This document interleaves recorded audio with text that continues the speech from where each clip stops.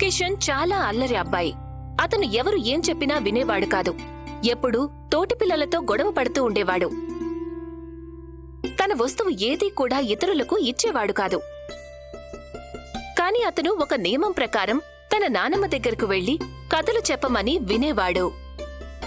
నానమ్మ తనకి రాముడు, హనుమంతుడు, కృష్ణుడు మొదలైన అద్భుతమైన దేవుళ్ల కథలు వినిపించేది. ఒకరోజు కిషన్ కి అతని నానమ్మ ఒక అద్భుతమైన హనుమంతుడి కథ వినిపిస్తుంది. హనుమంతుడి రాముడి భక్తి, ఆయన శక్తుల గొప్పతనాన్ని విన్న కిషన్ ఎలాగైనా హనుమంతుడిని కలవాలని అనుకుంటాడు. నానమ్మ, నేను కూడా హనుమంతుడికి భక్తితో పూజ చేస్తే నేను కూడా ఆయన కలుసుకోవచ్చా? ఆయనలాగా నేను కూడా శక్తిశాలిని అవుతానా? తప్పకుండా అవుతావు. అందుకోసం నువ్వు రోజు పొద్దున్నే లేచి స్నానం చేసి హనుమంతుణ్ణి పూజ చెయ్యాలి. రోజు హనుమాన్ చాలీసా చదువుకోవాలి. ఇక నుండి నీ అల్లరి పనులన్నీ వదిలేయాలి. అది కాదు నాయనమ్మ, నాకు హిందీ చదవడం సరిగా రాదు కదా.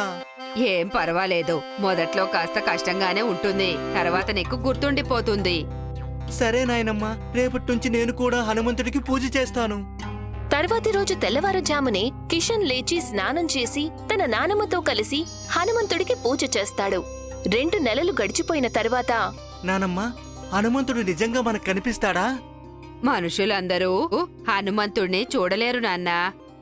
నేను హనుమంతుడిని చూడాలనుకుంటున్నాను నానమ్మ, ఎంత కష్టమైనా సరే. ఏడుస్తూనే కిషన్ నిద్రపోతాడు. అతనికి కలలో హనుమంతుడు కనిపిస్తాడు. కిషన్, నువ్వు నన్ను చూసేందుకు చాలా దూరం ప్రయాణం చేయవలసి ఉంటుంది. నేను ఏదైనా చేస్తాను స్వామి, మీరు ఏం చేయాలో చెప్పండి. అందుకోసం నువ్వు ఎన్నో మంచి పనులు చేయాలి కిషన్. నేను అన్ని మంచి పనులు చేస్తాను. నన్ను కలిసేందుకు నువ్వు ఎన్నో మంచి పనులు ఇంకా పుణ్యకార్యాలు చేయాల్సి ఉంటుంది. అవి ఎలా చేయాలి? హనుమంతుడు ఒక చిన్న బంగారు అందమైన గధని కిషన్ కి తన దగ్గర ఉంచుకోమని ఇస్తాడు. నువ్వు ఎప్పుడైనా ఏదైనా మంచి పని చేసినప్పుడల్లా ఈ గద ఆకారం పెరుగుతూనే ఉంటుంది. నువ్వు ఎప్పుడైనా చెడ్డ పని చేసినప్పుడల్లా ఈ గద చిన్నదవుతూనే ఉంటుంది. ఈ గద కేవలం నీకు మాత్రమే కనిపిస్తుంది. ఈ గద ఆకారం నా గద ఆకారం అంతా అయినప్పుడు మాత్రమే నేను నీకు దర్శన భాగ్యం కలిగిస్తాను. ఈ విషయాన్ని నువ్వు ఎవరికీ చెప్పకూడదు, తెలిసిందా? కిషన్ ఒక్కసారిగా నిద్రలేస్తాడు. పక్కన చూసుకునేసరికి అతనికి ఒక చిన్న గద కనిపిస్తుంది. ఆ గదని చూసి కిషన్ చాలా సంతోషపడతాడు. ఆ రోజు అతను తన తల్లి దగ్గర స్కూల్ కి వెళ్లే ముందు కొంత డబ్బు తీసుకుంటాడు. జాగ్రత్తగా దాచుకో. ఈ రోజు ఈ డబ్బుతో నేను ఒక వీడియో గేమ్ను కొనుక్కుంటాను. ఆ డబ్బు తీసుకుని కిషన్ మార్కెట్ కి వెళ్తాడు. దారిలో కిషన్ కి తన ఫ్రెండ్ అశోక్ తల్లి కనిపిస్తుంది. ఆంటీ, అశోక్ తో చెప్పండి నేను ఒక వీడియో గేమ్ కొనుక్కునేందుకు వెళ్తున్నానని. వచ్చిన తర్వాత ఇద్దరం కలిసి ఆడుకునేందుకు వెళ్తాం. నీ ఫ్రెండ్ అశోక్ కి చాలా జ్వరం వచ్చింది. నేను డాక్టర్ దగ్గరికి వెళ్లి టానిక్ తీసుకెళ్తున్నాను, కానీ దారిలో టానిక్ బాటిల్ కింద పడి పగిలింది. ఇప్పుడు నా దగ్గర డబ్బులు కూడా లేవు. మళ్ళీ వాడి కోసం టానిక్ ని కొనడానికి నేను కూలి పని చేస్తాను. అశోక్ కి జ్వరం వచ్చినప్పటి నుండి నేను పనికి కూడా వెళ్ళలేకపోతున్నాను. ఇప్పుడు టానిక్ ఎలా కొనాలో తెలియట్లేదు. ఆంటీ, ఈ డబ్బు తీసుకుని నువ్వు అశోక్ కి టానిక్ బాటిల్ కొనుక్కునిరా. బాబు, నువ్వు ఈ డబ్బులిచ్చి నాకు ఎంతో గొప్ప సహాయం చేశావు. ఆ దేవుడు నిన్ను చల్లగా చూస్తాడు. ఆమె కిషన్ కి మనస్ఫూర్తిగా ఆశీర్వదించి వెళ్లిపోతుంది. కిషన్ ఇంటికి వచ్చి గదని చూసి సంతోషంతో ఎగిరి గంతు వేస్తాడు.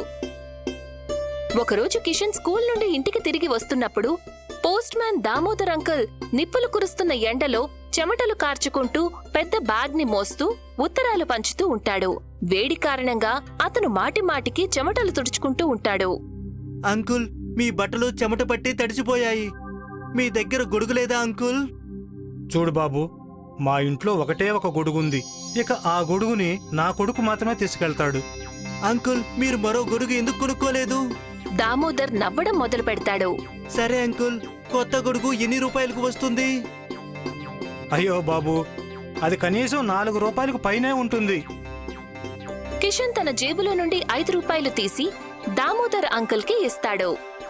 అంకుల్, ఈ డబ్బు నా ఫీజు కోసం తీసుకెళ్తున్నాను, కానీ ఈ రోజు మా టీచర్ రాలేదు. మీరు ఒక కొత్త గొడుగు కొనుక్కోండి. నేను మా నానమ్మ దగ్గర మళ్ళీ ఫీజు కోసం డబ్బులు తీసుకుంటాను. మీకు తెలుసా, మా నానమ్మకి నేనంటే చాలా ఇష్టం. ఆమె నన్ను ఏమీ తిట్టదు అంకుల్. దామోదర్ అంకుల్ కళ్లల్లో నీళ్లు తిరుగుతాయి. ఆయన కిషన్ తల మీద ప్రేమతో చెయ్యి ఉంచి ఇలా అంటారు. అరే బాబు, నువ్వు సంతోషంగా ఉండు. జీవితంలో చాలా చాలా పైకి వస్తావు నువ్వు. కిషన్ ముందు గద ఆకారం పెంచే స్వార్థంతో మంచి పనులు చేసేవాడు. తర్వాత అతనికి సహజంగానే మంచి పనులు చెయ్యడం అలవాటైపోతాయి. అలా మంచి పనులు చేస్తూ చేస్తూ ఉండగా గద ఆకారం పెరిగిపోతుంది. హనుమంతుణ్ణి కలవాలన్న కోరికతో ఆయన్ని దర్శించేందుకు తన దగ్గర గదను తీసుకుని తమ ఇంటి వెనుక ఉన్న తోటలోకి వెళ్తాడు. కిషన్ అక్కడికి వెళ్లేసరికి తోటలోని అరుగు మీద ఒక పెద్దమ్మ ఏడుస్తూ కూర్చుని ఉంటుంది. కిషన్ పరిగెత్తుకుంటూ ఆమె దగ్గరకు వెళ్లి ఇలా అంటాడు. పెద్దమ్మా, మీరు ఎందుకు ఏడుస్తున్నారు? ఏడవకపోతే ఏం చేయమంటావు నాన్న? నా జీవితానికి ఉన్న ఒకే ఒక్క ఆధారం నా మనవడు. వాడికి నా మీద ఎందుకో కోపం వచ్చింది.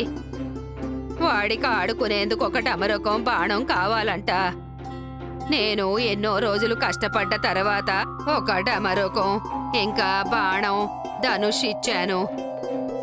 కానీ ఇప్పుడు వాడి డమరుకం బాణం పాతవైపోయాయంట. అందుకే ఉదయం నుండి వాడు ఏడుస్తున్నాడు.